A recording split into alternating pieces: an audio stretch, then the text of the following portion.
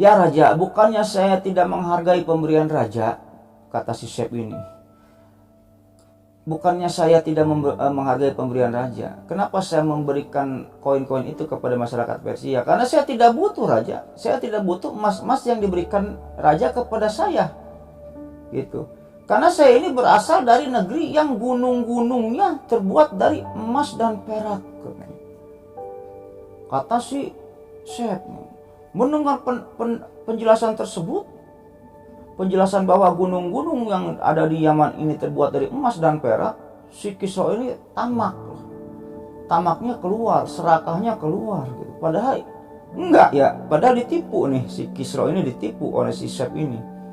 Supaya apa? Supaya si Kisra ini menyerang atau mengusir orang-orang Habasyah gitu. Ditipu sama si Syekh.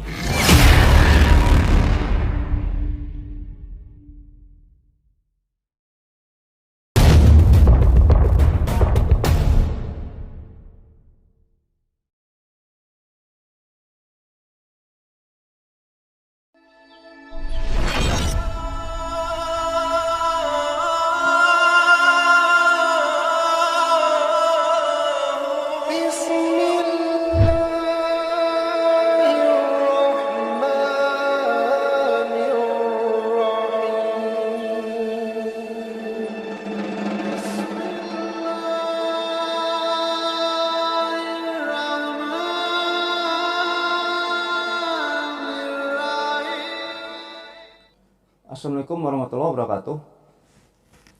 Bismillahirrahmanirrahim. Alhamdulillahirrahmanirrahim. Wa bihi nasta'inu ala umuri dunya waddin. Wassalatu wassalamu ala asyrofil anbiya'i wal mursalin wa ala alihi wa sahbihi ajmain. Amma ba'du. Allahumma sholli ala sayyidina Muhammad wa ala ali sayyidina Muhammad. Rabbi shrah li sadri wa yassir li amri wahlul 'uqdatam min lisani yafqahu qawli. Oke, Developers, kembali lagi bersama saya Lucky Developer. Jadi pada video kali ini kembali saya akan melanjutkan suatu cerita tentang sejarah Islam, yang dimana pada minggu kemarin kita udah membahas tentang bagaimana kematian Abrahah, ya, kematian Raja Abrahah, yang dimana ketika itu dirinya ini berencana atau hendak menghancurkan Ka'bah, yang dimana ketika itu Allah menolong orang-orang Makkah dan menyelamatkan Ka'bah ini dengan cara mengirimkan burung-burung yang berkelompok, yang dimana burung-burung tersebut mirip dengan burung walet dan jalak, konon kayak gitu. Dan burung-burung itu, ribuan burung itu memegang batu, 3 buah batu, di mulutnya 1, di kakinya 2 gitu. Ketika burung-burung itu terbang, dilemparkan batu-batu tersebut, dan yang dimana seseorang atau pasukan Abrahah yang terkena batu kerikil tersebut mati, termasuk Abrahah ketika itu. Ya mungkin untuk sebelum menonton video ini lebih baik Lucky Lovers ke part sebelumnya dulu ya. Tonton part sebelumnya dulu supaya video ini nyambung kayak gitu Lucky Lovers. Ya mungkin sebelum lanjut ke ceritanya Lucky Lovers, ya alangkah baiknya bagi Lucky Lovers semua atau bagi orang yang sedang menonton video ini yang belum subscribe, alangkah baiknya subscribe dulu lah ya. Subscribe dulu supaya apa? Supaya saya tambah bersemangat untuk membuat konten-konten selanjutnya. Dan yang bagi sudah subscribe, saya banyak ucapkan terima kasih. Mudah-mudahan amal baik Lucky Lovers semua atau orang yang sudah subscribe di video ini dibalas kebaikannya oleh Allah Subhanahu wa taala beratus-ratus kali lipat, beribu-ribu kali lipat, dan berjuta-juta kali lipat. Mungkin kita lanjut ke ceritanya Lucky Lovers. Nah Lucky Lovers, singkat cerita Abrahah pun terbunuh ya. Abrahah pun terbunuh. Setelah Abrahah ini meninggal dunia, maka ketika itu Yaman ini kepemimpinannya ini digantikan oleh anaknya Abrahah yang bernama Yaksun ya Lucky Lovers. Yaksun pun memimpin pemerintahan Yaman dengan sangat baik, yang dimana setelah Yaksun ini meninggal dunia, kepemimpinan Yaman dan Habasyah ini diturunkan ke anaknya Abrahah juga yang bernama Masruk. Nah sekarang kita ketitik beratkan ke Masruk.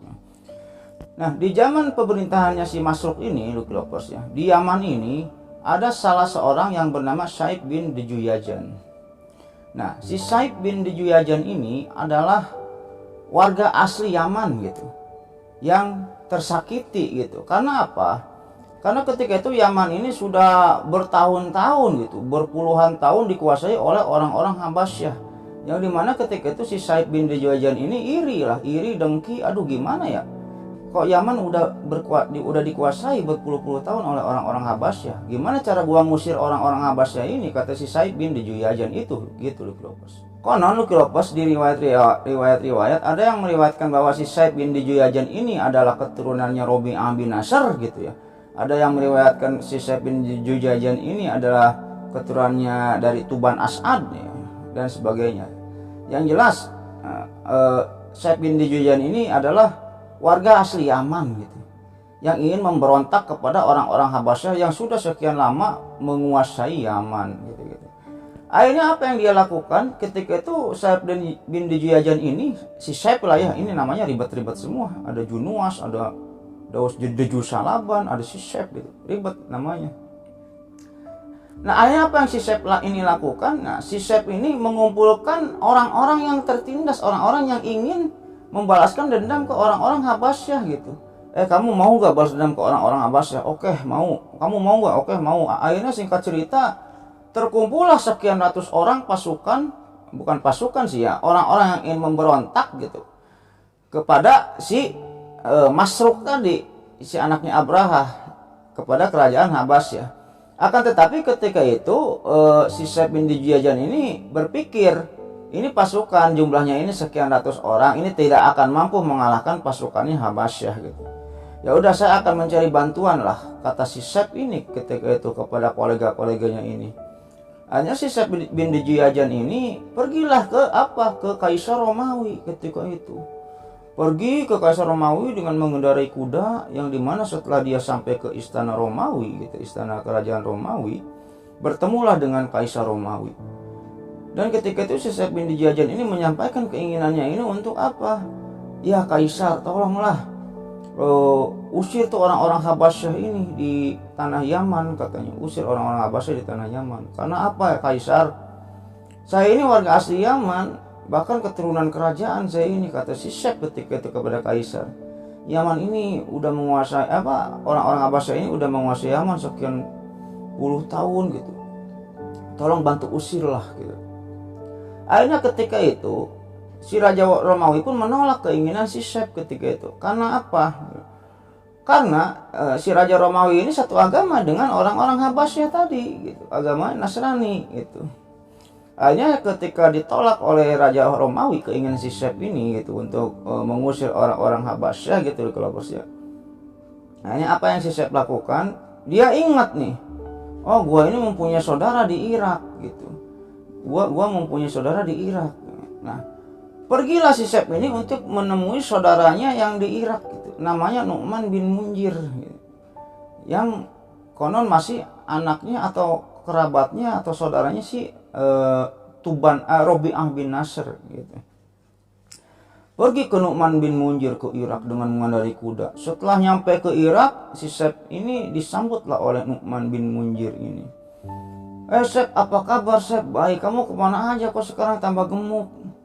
Wah biasalah, banyak urusan gini. Ada apa Said datang ke sini Said? Gini Nu'man, kamu tahu kan kasus Yaman ini gitu. Sekarang Yaman ini diduduki oleh orang-orang Habasyah gitu. Iya, emang mau ngapain? Ya kita kan keturunan raja dulunya ini. Masa kita nggak ada jabatan-jabatan sedikit pun? Saya ini rakyat biasa di Yaman gitu. Jadi si Said ini beriktikad untuk mengusir orang-orang Habasyah di tanah Yaman ini. Dia ini ingin menjadi raja Yaman, si Said bin Dijuyajan ini. Kayak gitu. Akhirnya berundinglah dengan si siapa tadi, Nu'man bin Munjir ini. Kamu saya ini udah ke Romawi Nu'man katanya. Tapi dia tolak oleh Raja Romawi. Ya iyalah, dia itu orang-orangnya Romawi si Habasyah ini. Oke gini aja lah Said, kata si Nu'man ini. Yang bisa ngalahkan Romawi cuma satu. Siapa? Persia katanya. Oh Persia ya. Kebenaran. Ya, jadi ketika itu Irak ini dikuasai oleh Persia. Pada saat itu Irak ini dikuasai oleh Persia. Yang dimana ketika itu si Nu'man bin Munjir ini memberikan ide. Udah kamu sama saya menghadap aja lah ke Raja Persia gitu. Kapan? Misalnya minggu depan gitu. Jadi pada bulan-bulan tertentu semua masyarakat Irak atau masyarakat yang dikuasai oleh daerah Persia gitu, pada bulan-bulan tertentu, 1 bulan sekali pada hari-hari tertentu ini sering mengunjungi Raja Persia, yang dimana ketika itu julukannya Kisro. Jadi Raja Persia ini adalah julukannya Kisro gitu. Kalau Raja Mesir kan Firaun, kalau Raja Yaman Tuba dulu julukannya, kalau Romawi Kaisar. Nah kalau di Persia ini julukannya Kisro. Yang dimana ketika itu keadaannya kalau Persia, orang-orang Persia ini atau orang-orang yang daerah-daerah jajahannya Persia gitu, penguasa sebelah timur Persia itu sudah 1000 tahun menguasai daerah sebelah timur, menganggap Kisro ini sebagai Tuhan, dan Kisro sendiri pun mengaku-ngaku dirinya ini sebagai Tuhan. Firaunnya lah ketika itu si Kisro ini. Akhirnya si Sep pun nginep beberapa hari di si Nu'man bin Munzir di rumahnya. Setelah pada waktu yang ditentukan, si Sep pun diajak oleh si Nu'man. Nah ini besok kita ke Persia, besok adalah hari ininya, hari penyembahan Kisro. Akhirnya datanglah si Sep ini dengan si Nu'man datang ke kerajaan Persia. Setelah datang, banyak orang yang berbondong-bondong datang ke kerajaan Persia. Untuk apa? Untuk beribadah, menyembah kepada siapa? Kepada Kisro gitu. Datanglah ke kerajaan Persia. Ketika itu cukup mewah, cukup bagus gitu. Masuk ke kerajaan Persia, yang dimana ketika itu di depan singgasana ini ada orang yang sedang berdiri, yaitu Kisro. Gagah gitu Kisro itu. Duduklah Kisro di singgasananya, yang dimana ketika semua orang ini melihat Kisro gitu, semuanya sujud kepada Kisro gitu.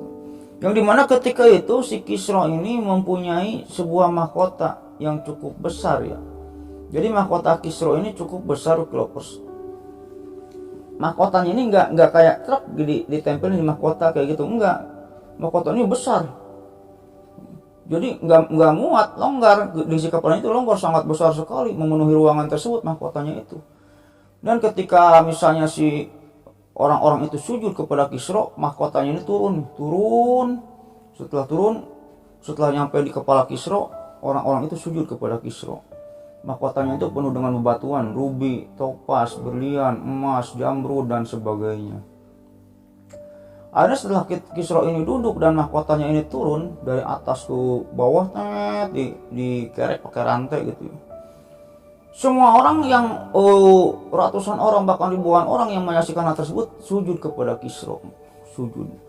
Yang dimana kebiasaan tersebut ketika itu bagi orang yang penyembah Kisro tuh menganggap Kisro ini Tuhan. Kalau ada keperluan tinggal ngomong ke Kisro. Ya Kisro, saya dari Irak, dari desa ini. Anak saya kelaparan, saya butuh uang Kisro, dikasih uang sama Kisro. Saya butuh makanan Kisro, dikasih makanan sama Kisro. Biasalah kalau kita berdoa ke Tuhan gitu. Si Kisro ini Tuhannya gitu. Oke, kita lanjut ceritanya. Yang dimana ketika itu di Persia, ketika orang-orang ini sujud kepada Kisro, si Sep bin Dejuyajan ini tidak sujud kepada Kisro gitu. Tidak sujud kepada Kisro. Bingung akhirnya Kisro ini. Kamu satu orang yang berdiri, coba maju ke depan. Majulah ke depan ketika itu si Sep ini. Setelah si Sep ini maju ke depan, ditanya sama si Kisro, kamu ini berdogong amat, orang-orang pada sujud kepada saya, kenapa kamu berdiri aja? Kenapa kamu tidak sujud kepada saya? Kata Kisro ketika itu, apakah kamu tidak mengakui saya ini Tuhan? Ya Raja, ketika itu kata si Sep ini, ya Raja, bukannya saya tidak mau untuk sujud kepada Raja, katanya. Terus apa yang menghalangi kamu gitu? Ya, karena saya ini tidak bisa sujud kepada Raja karena ada sesuatu yang menghalangi saya untuk sujud kepada Raja. Apa masalah kamu? Jadi diceritakan ketika itu oleh si Sep ini kepada si Kisro tentang masalahnya tersebut. Akhirnya ketika itu si Sep pun bilang ke si Kisro, ya Raja, saya Sep bin Dejuyajan. Saya ini orang asli Yaman, Raja. Di mana itu Yaman? Diceritakanlah di sini. Yang dimana ketika itu diceritakan oleh si Sep ini, saya ini keturunan raja dari Robi'ah bin Nasr, yang dimana ketika itu diserang oleh orang-orang Habasyah, dan pada saat ini orang-orang Habasyah tersebut sudah menguasai Yaman puluhan tahun ya Raja. Sampai sekarang gitu. Tolonglah Raja, balaskan dendam kami gitu. Usir orang-orang Habasyah tersebut dari Yaman, kata si Sep tersebut. Akhirnya setelah penyembahan si Kisro itu ini selesai, si Sep disuruh tunggu ke depan, di depan gerbang atau di depan di ruang tamu lah ya. Akhirnya si Kisro rapat dengan panglima perang dan perdana menteri dan penasehat kata si Kisro ini ada orang dari Yaman namanya si Sep. Dia suruh kita ngusir orang-orang Habasyah bla bla bla bla bla. Akhirnya ketika itu ada satu penasehat yang menasehati si Kisro, si Raja Kisro ini. Kisro, Raja, jadi sepengetahuan saya, di Yaman itu nggak ada potensi untuk kita gali gitu. Kita misalnya perang dengan orang-orang Habasyah gitu. Kalau kita menang, pasukan kita banyak yang mati gitu. Dan daerah Yaman ini tidak berpotensi gitu, gunung-gunungnya bebatuan, padang pasir, tandus, tidak ada sesuatu harta atau yang potensi yang untuk menguntungkan kita lah. Kayak gitu intinya penasihatnya itu. Udahlah, gak usah diserang Yaman ini, gak ada untungnya. Daerahnya cuma bebatuan, kerikil, padang pasir, tandus. Pohon-pohon aja gak ada, buah aja gak ada, apa yang bisa kita gali dari Yaman? Ketika itu ada salah satu penasihat yang bilang kayak gitu ke Kisro. Akhirnya si Sep pun dipanggil lagi lah ya. Si Sep ini dipanggil lagi oleh si Kisro, dan setelah si Sep ini dipanggil lagi oleh si Kisro, dijelaskan oleh si Sep, oleh si Kisro kepada si Sep. Sep kata, ya Raja, kata si Sep ini bukannya gua nggak mau ngebantu lu ya, bukannya gua takut dengan orang-orang Habasyah. Udahlah, sekarang mah kamu pergi lagi ke Yaman, tenang di sana sebagai masyarakat biasa, gak apa-apa dipimpin orang Habasyah juga. Nanti kamu akan saya kasih modal untuk dagang atau apa. Dikasihlah ketika itu oleh si Kisro ini duit 10.000 dirham. Si Sep ini ya, duit 10.000 dirham dan beberapa pakaian yang terbuat dari kain sutra gitu, pakaian-pakaian kerajaan dikasih lah si Sep bin Dijiajan ini oleh Kisro. Setelah mendapatkan harta-harta tersebut, si Sep ini disuruh pulang oleh si Kisro. Ya udah, sekarang anak muda kamu pulanglah ke sana ke Yaman. Ini untuk modal usaha lah di Yaman gitu. Padahal si Kisro ini males ya nyerang Yaman karena ada nasihat dari si penasehatnya ini gitu ya. Yaman ini tidak ada potensi untuk digali gitu. Gunung-gunungnya bebatuan gitu, tandus, padang pasir, banyak batu-batu kerikil. Mending kalau ada buah-buahan atau apa. Ini gersang banget ya Raja, katanya. Akhirnya sebenarnya hal tersebut terdengar gitu ya oleh si Sep ini, terdengar. Akhirnya setelah sampai gerbang kerajaan Persia ini, si Sep ini tidak langsung pergi ke Yaman. Akan tetapi ketika itu yang dia lakukan ini membagi-bagikan koin emas 10.000 dirham ini kepada semua masyarakat Persia dan pengawal raja. Ditawar duit. Siapa yang mau duit ditawar-tawarin tuh koin emas itu. Dikasih-kasihin, baju-bajunya dikasih-kasihin gitu. Dihambur-hamburin. Wah, orang pada berebutan koin emas ketika itu di gerbang istana Persia. Yang dimana ketika itu hal tersebut diketahui oleh si Kisro, oleh Raja Persia. Pengawal, apa yang terjadi? Oh, itu si Sep ini menambur-namburkan uang koin emas, Raja, kata si ininya teh ya, penasehatnya teh. Akhirnya ketika itu si Kisro ini berpikir ini kayak gini. Kok emas segitu banyak yang telah saya berikan kepada si Sep, kok dia hambur-hamburin, kok dia kasih-kasihin ke orang gitu. Berarti si Sep bin Dijiajan ini adalah orang spesial di Yaman gitu. Orang kaya lah intinya kayak gitu. Berarti kalau begitu Yaman ini bisa jadi banyak potensi-potensi kekayaan alam yang bisa digali gitu dari Yaman gitu. Ketika itu si Kisro berpikir kayak gitu. Akhirnya ke pengawalnya dipanggil. Pengawal sini, penasehat sini. Coba panggil lagi tuh si Sep bin Dijiajan, suruh menghadap saya. Akhirnya dipanggil si Sep ini oleh pengawalnya ini. Dipanggil, setelah dipanggil menghadap Kisro lagi, menghadap Raja Persia lagi. Setelah itu ditanya oleh Raja Persia tersebut. Sep, apa yang kamu lakukan tadi di depan? Apakah benar kamu menghambur-hamburkan dan memberikan semua uang emas ini yang telah saya berikan kepada kamu, kepada masyarakat Persia dan kepada pengawal kerajaan Persia? Iya benar Raja. Kenapa kamu melakukan kayak gitu? Kayak gitu kata si Kisro ini. Ya raja, bukannya saya tidak menghargai pemberian raja, kata si Sep ini. Bukannya saya tidak menghargai pemberian raja. Kenapa saya memberikan koin-koin itu kepada masyarakat Persia? Karena saya tidak butuh raja. Saya tidak butuh emas-emas yang diberikan raja kepada saya. Gitu. Karena saya ini berasal dari negeri yang gunung-gunungnya terbuat dari emas dan perak. Kata si Sep. Mendengar penjelasan tersebut, penjelasan bahwa gunung-gunung yang ada di Yaman ini terbuat dari emas dan perak, si Kisro ini tamak. Tamaknya keluar, serakahnya keluar gitu. Padahal enggak ya, padahal ditipu nih, si Kisro ini ditipu oleh si Sep ini. Supaya apa? Supaya si Kisro ini menyerang atau mengusir orang-orang Habasyah gitu. Ditipu sama si Sep gitu. Saya ini berasal dari negeri yang gunung-gunungnya terbuat dari emas dan perak, kata si Sep kayak gitu. Akhirnya si Sep ini suruh nunggu lagi di ruang tamu. Suruh nunggu di ruang tamu, akhirnya rapat lah ketika itu. Rapat dengan para penasehat, dengan para panglima, rapat. Ini gimana nih? Kata si Sep, ini Yaman ini gunung-gunungnya terbuat dari emas dan perak. Apakah benar? Kalau kayak gitu kan lumayan nih, kita usir orang-orang Habasyah, nanti kita ambilin aja harta-harta yang ada di Yaman, gitu. Potensi alam yang ada di Yaman, kata si Kisro ketika itu kepada para penasehat dan pengawalnya. Akhirnya Leukiropos rapatlah ketika itu. Di rapat ini kayak gini. Ya udah, kata Kisro ini. Gimana kalau kita usir orang-orang Habasyah ini yang ada di Yaman? Tapi kata penasehatnya, raja, takutnya ini si Sep ini berbohong raja. Si Sep ini bilang kayak gitu, kata penasehatnya ini ya, kata penasehat si raja ini, si Kisro ini. Si Sep ini bilang kayak gitu, berbohong kayak gitu, jangan-jangan dia ini untuk menipu raja supaya raja ini mau menyerang orang-orang Habasyah gitu. Karena sepengetahuan saya, raja di Yaman itu tandus raja, gunung-gunungnya itu bebatuan, tidak ada emasnya. Itu padang pasir, bla bla bla bla. Kata raja ketika itu, gak mungkin si Sep ini berbohong, karena saya melihat sendiri dia ini membagi-bagikan koin emas yang telah saya berikan kepada si Sep gitu.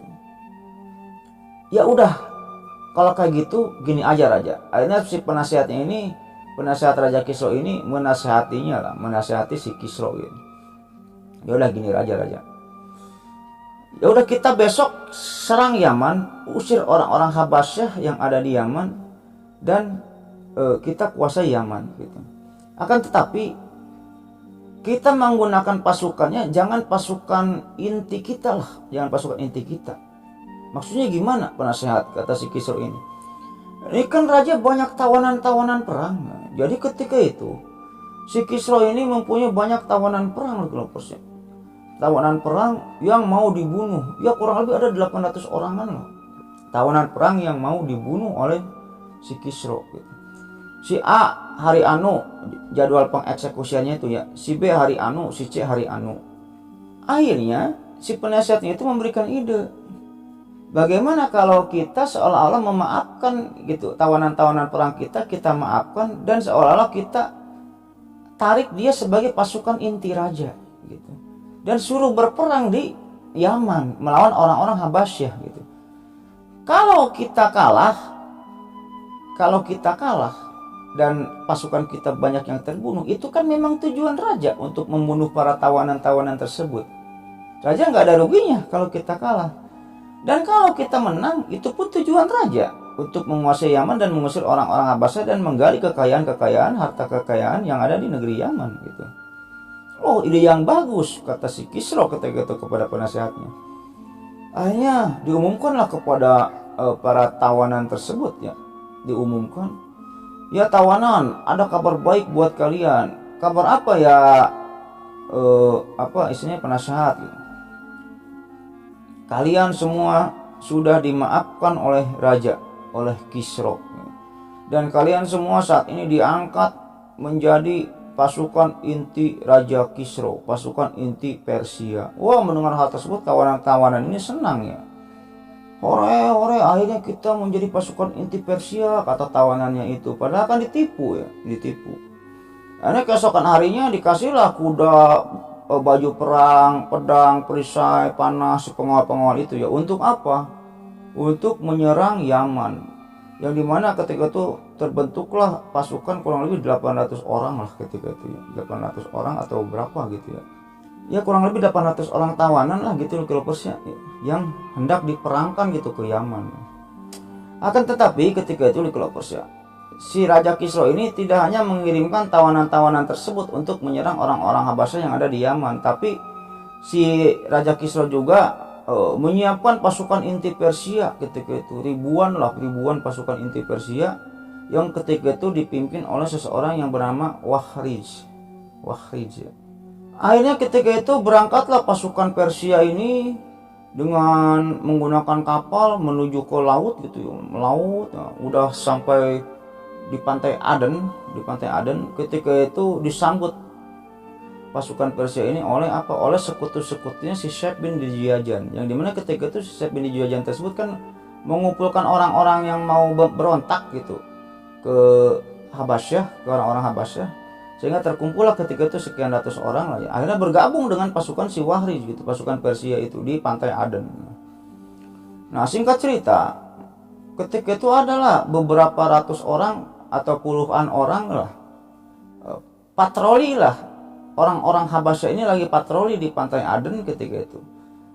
Ketahuan bahwa oh ini ada pasukan Persia mau ngapain, dan akhirnya mereka ini tahu gitu, bahwa pasukan Persia ini mau menyerang kerajaan Yaman gitu, yang dipimpin oleh si Masruk ketika itu. Akhirnya terjadi di sana di pantai Aden itu perang kecil lah antara pasukan Habasyah dan pasukan Persia. Perang ketika itu, yang dimana perang tersebut dipimpin oleh anaknya si Wahrij ketika itu. Si Wahrij belum turun ya. Akhirnya singkat cerita terkalahkan lah pasukan Habasyah ini, kocar kacir lari lagi ke kerajaan Yaman ketika itu, yang dimana pada akhirnya si Masruk pun mengetahui tentang kedatangan orang-orang Persia ini yang hendak menyerang kerajaan Yaman atau mengusir orang-orang Habasyah yang ada di Yaman. Akhirnya seketika itu juga si Masruk ini mempersiapkan ribuan pasukan gitu, pasukan Romawi, pasukan Habasyah yang ada di Yaman disiapkan dan menunggu kedatangannya si Wahrij kayak gitu nih. Oke, kita kembali lagi ke si Wahrij. Akhirnya si Wahrij pun dengan pasukannya jalan menuju ke kerajaan Yaman. Setelah sampai ke depan kerajaan Yaman gitu ya, si Wahrij pun tidak ikut perang. Si Wahrij dan pasukan intinya menunggu di atas bukit, dan beberapa pasukan intinya yang dikedepankan adalah pasukan tawanan-tawanan tadi gitu loh. Akhirnya ketika itu terjadilah perang antara pasukan Habasyah, pasukan Romawi melawan pasukan Persia. Perang terjadi ketika itu, yang dimana ketika itu pasukan Habasyah dipimpin oleh si Masruk itu sendiri. Si Masruk keluar dari istananya dan memimpin perang dengan mengendarai gajah ketika itu. Sayap kanan maju, wah kuda-kuda sayap kanan maju. Sayap kiri maju, wah maju sayap kiri. Setelah sayap kanan ini mendesak pasukannya si Wahrij, yang dimana ketika itu kan pasukan si Wahrij ini terdesak karena apa? Karena dia bukan tentara-tentara inti, kebanyakan adalah tawanan-tawanan gitu yang ditumbalkan lah gitu. Hanya terdesaklah pasukan si Wahrij ini. Tengah maju katanya. Sekarang keluarkan pasukan gajah oleh si siapa? Masruk itu. Akhirnya terdesaklah ketika itu pasukannya si Wahrij ini, Wahrij atau Wihraj gitu ya. Ya ada yang menyebutnya Wahrij, ada yang menyebutnya Wihraj gitu. Terdesak akhirnya. Ketika itu posisinya si Wahrij ini berada di atas bukit dengan si Syekh bin Diyajan itu, dengan beberapa pasukan intinya lah gitu, menunggu dan melihat kondisi tentang peperangan. Akhirnya ketika itu si Wahrij ini ngobrol dengan si Syekh ini. Syekh, lihat tuh pasukan kita terdesak. Waduh, ini gimana nih Panglima, katanya kan. Syekh, kamu bisa menunjukkan nggak siapa pimpinan perangnya si Habasyah ini, kerajaan Habasyah ini pimpinan perangnya ini yang mana, rajanya ini yang mana, si Masruk ini yang mana. Dicari itunya sama si Sep ini. Oh itu raja tuh, lihat tuh. Itu ada orang yang sedang duduk di atas gajah yang menggunakan mahkota dengan batu warna hijau atau biru ketika itu. Itulah si Masruk pimpinannya. Oh, baiklah kalau begitu katanya. Akhirnya duduk lagi lah. Si Wahrij ini duduk lagi, yang dimana ketika itu berpesan kepada si Sep, kamu tetap awasi gerak-gerik si Masruk katanya. Apa yang si Masruk lakukan kamu sampaikan kepada saya ngerokok dulu. Istirahatlah ketika si Wahrij ini ya, di bukit, di atas bukit, duduk aja sambil ngerokok. Coba Sep, gua bikin kopi dulu Sep, ada gorengan nggak? Santai aja si Wahrij mah santai. Akhirnya perang pun semakin tidak terkendali ya. Pasukan Romawi ini, pasukan Habasyah ini terus menggempur pasukannya si Persia.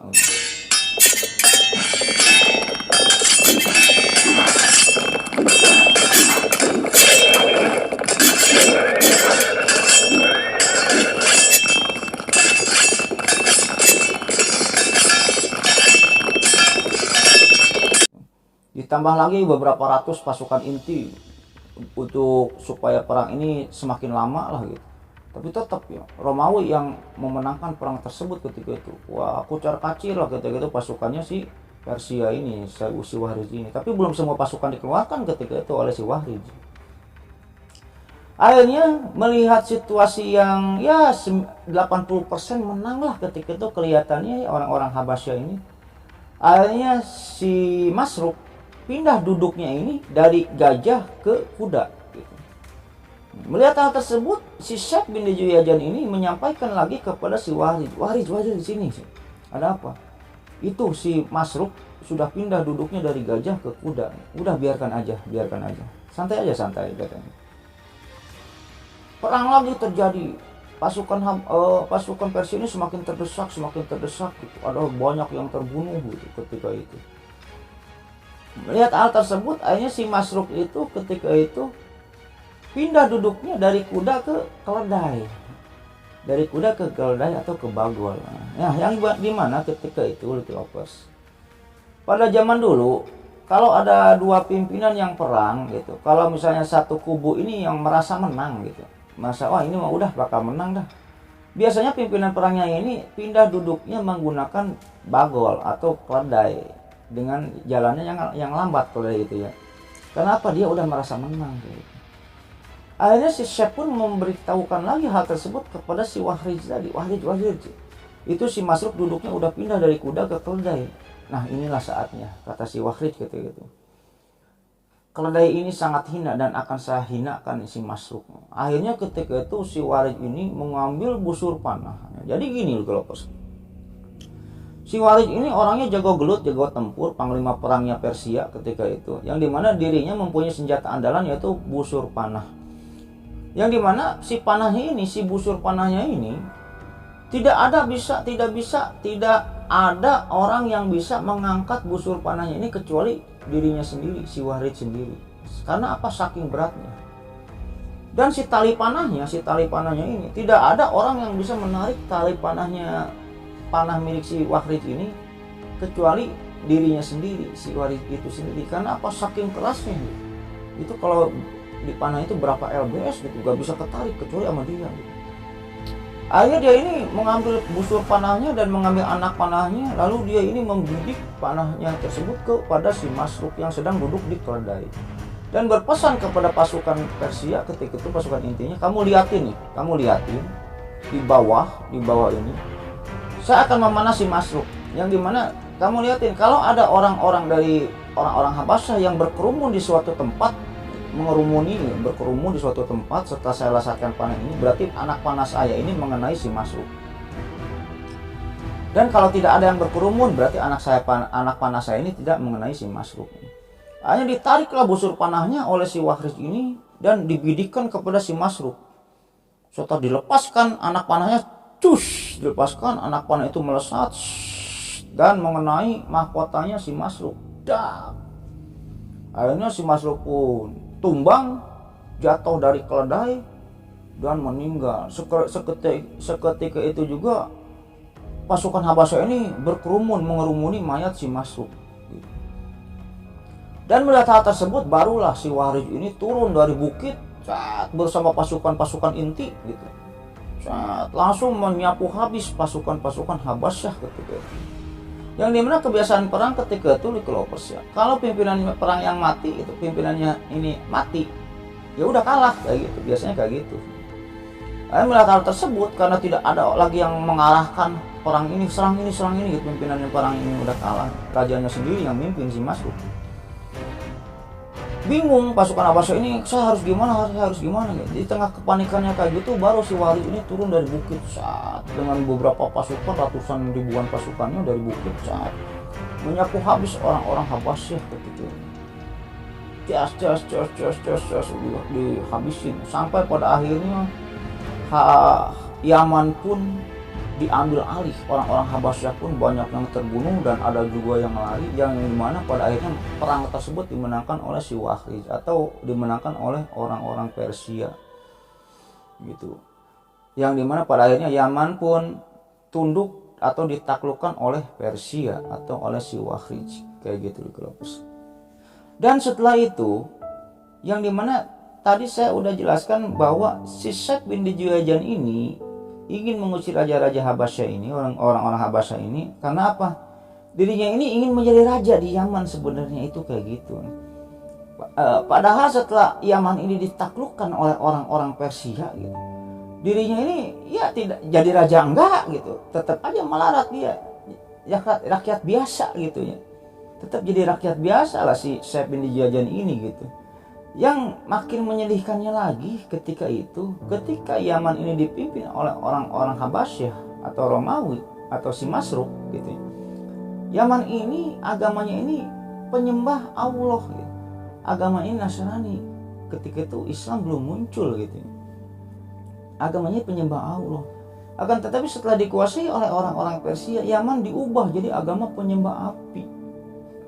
Jadi dulu agamanya ini penyembah api si orang-orang Persia ini, dan Tuhannya siapa? Si Kisro gitu. Maka dari itu banyak yang mencela gitu di sejarah-sejarah ini, banyak yang mencela orang-orang ini, banyak yang mencela si Syekh bin Dijuajan tersebut. Karena apa? Ya mending dipimpin oleh orang-orang Habasyah, intinya kayak gitu. Nah, yang pada akhirnya Yaman pun, orang-orang Habasyah pun diusir mundur oleh orang-orang Persia kayak gitu Lycolovers. Nah, ini adalah mirip dengan ramalan si Sati dan si Sik itu ya. Nanti orang-orang Habasyah ini akan ditaklukkan oleh orang-orang yang berasal dari negeri Aden, katanya kan kayak gitu kata si Sik dengan si Sati ini. Nah, inilah ramalan si Sik dan si Sati ini yang terjadi saat ini gitu. Mungkin Lycolovers kalau belum menonton cerita Robi'ah bin Nasr gitu ya, tonton aja ya sejarah Islam, buka playlist sejarah Islam di part 2-nya gitu. Oke, kita lanjut Lycolovers. Ya, pada akhirnya Lycolovers, si Wahrij ini atau si Wihraj ini gitu ya. Ya ada dua nama sih di sini ya, ada yang menyebut Wahrij, ada yang menyebut Wihraj gitu.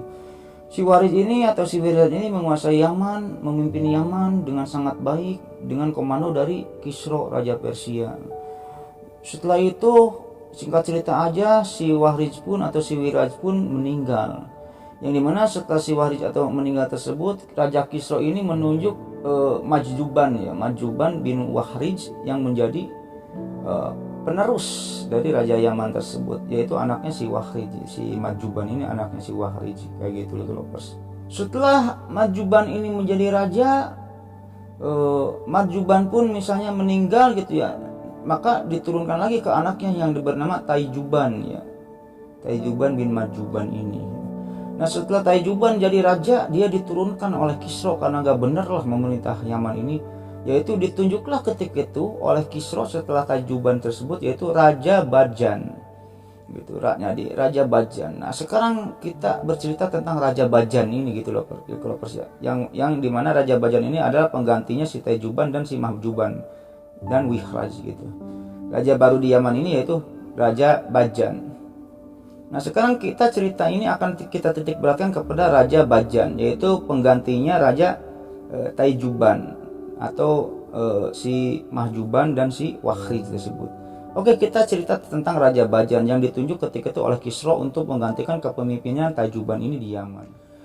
Nah, Lucky Lovers, Raja Bajan ini berkuasa di Yaman hingga Allah mengutus Nabi besar Muhammad ini menjadi Nabi dan Rasul. Nah, jadi ketika Nabi besar Muhammad ini menjadi Nabi dan Rasul, Yaman ini masih diduduki oleh orang-orang Persia kayak gitu, yang dipimpin oleh Raja Bajan gitu. Kita flash ke depan ya, kita flash ke depan ke kejadian sedikit aja ini mah, ke kejadian sebelum setelah Nabi Muhammad ini diutus gitu.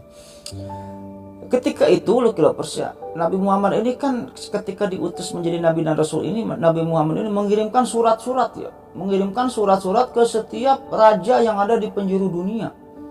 Persia, Romawi, semua raja-raja ini dikirimkan surat-surat yang oleh Nabi Muhammad ini, yang isinya apa? Untuk mengesahkan Allah dan mengakui Nabi Muhammad ini sebagai Rasul terakhir. Intinya kayak gitulah. Yang dimana pada suatu ketika suratnya Nabi Muhammad ini diterima oleh Raja Kisra, Raja Persia. Setelah membaca surat Nabi Muhammad ini, Raja Kisra itu pun murka. Raja Kisra itu pun murka, yang dimana pada akhirnya, ini siapa Muhammad ini? Ngaku-ngaku sebagai nabi, saya suruh pindah agama. Masa saya ini kan Tuhan, kata Kisra ini. Akhirnya setelah mendapatkan surat tersebut, Kisra ini menulis surat kepada Raja Bajan, yaitu kerajaan Persia cabang Yaman ketika itu. Diceritakanlah, Bajan, ini ada orang yang mengaku-ngaku nabi nih, ini ngejek gua nih, kata si Kisra ini. Coba kamu datangi aja nih si Muhammad ini, datangi, suruh tobat, suruh akui saya sebagai Tuhan, kata Kisra ketika itu. Kalau dia tobat dan mengakui saya sebagai Tuhan, jangan dibunuh. Tapi kalau dia tidak tobat dan tidak mengakui saya sebagai Tuhan, ambil kepalanya untuk saya, kata Kisra ketika itu kepada Raja Bajan. Akhirnya setelah surat Kisra ini nyampai kepada Raja Bajan, Raja Bajan pun ketika itu mengutus beberapa orang untuk menemui Rasulullah gitu, menemui Rasulullah. Akhirnya orang utusan Raja Bajan tersebut menemui Rasulullah dan menceritakan tentang, ya Muhammad, Kisra marah gitu. Bertobatlah kamu, intinya kayak gitulah. Bertobat kamu Muhammad sebelum Persia menyerang kamu ke sini nih gitu. Bertobat kamu dan akui Kisra ini sebagai Tuhan, bla bla bla bla. Tapi ketika itu Nabi Muhammad santai aja gitu. Nabi Muhammad itu orangnya santai loh, Lovers. Mau diancam, mau kayak gimana, mau lawannya Persia, mau siapa, orang ini santai gitu. Kayak dulu waktu hijrah gitu ke Madinah, dikejar-kejar dengan oleh kuda gitu ya, oleh kuda. Dia kan dengan Abu Bakar ya, Rasulullah ini dengan Abu Bakar. Abu Bakar mah kuat comel gitu. Awas itu Muhammad itu orangnya udah dekat, orang dekatnya udah dekat gitu. Tenang Abu Bakar, tenang, kan ada Allah. Allah bersama kita, tenang aja. Nabi Muhammad orangnya santai gitu. Ketika mendapatkan utusan kayak gitu, utusan Raja Bajan yang menyampaikan ancaman tentang si Kisra itu dan pesan dari Raja Bajan, akhirnya Nabi Muhammad pun intinya menjelaskan kepada beberapa utusannya Raja Bajan itu. Ya, utusan Raja Bajan, gini aja deh. Kamu mau tahu dulu gak nih tentang Islam? Islam itu apa? Agama Islam itu apa? Saya itu siapa? Tuhan di Islam itu siapa? Gitu. Boleh deh kalau kayak gitu. Hanya diceritakan ketika itu oleh Nabi Muhammad ini tentang Islam kepada utusannya Raja Bajan itu. Jadi Islam itu kayak gini, kayak gini, kayak gini. Sehingga ketika itu beberapa utusannya Raja Bajan ini berpendapat masing-masing ini, oh agama Islam ini bagus. Gak ada kejelekan sama sekali. Ajaran-ajarannya ini sesuai dengan ajaran-ajaran kebaikan lah, intinya kayak gitu. Akhirnya kayak gini. Tetap saya mah mau menyembah Kisra. Kalaupun kamu mempunyai Tuhan Allah, kata kamu ya Muhammad Tuhan kamu Allah, tapi tetap Tuhan saya mah Kisra, kata orang-orang utusan tadi gitu. Akhirnya ketika itu Nabi Muhammad pun memberikan info kepada utusan itu, dan info tersebut suruh disampaikan kepada Raja Bajan. Yang dimana ketika itu Nabi Muhammad ini menuliskan surat kepada Raja Bajan dan memberikan info kepada para utusannya tentang kayak gini. Kamu ini kan Tuhan kamu ini Kisra ya, para utusan, kata Nabi Muhammad itu. Iya, kalau Tuhan saya ini Allah. Ini bagaimana nih? Kalau Tuhan saya Allah membunuh Tuhan kamu Kisra. Ketika itu kata para utusan ini, oh itu gak mungkin terjadi. Kamu jangan ngawur Muhammad, katanya. Iya, bilangin ke Raja Bajan, bagaimana kalau Tuhan saya Allah membunuh Tuhan kamu Kisra, kayak gitu.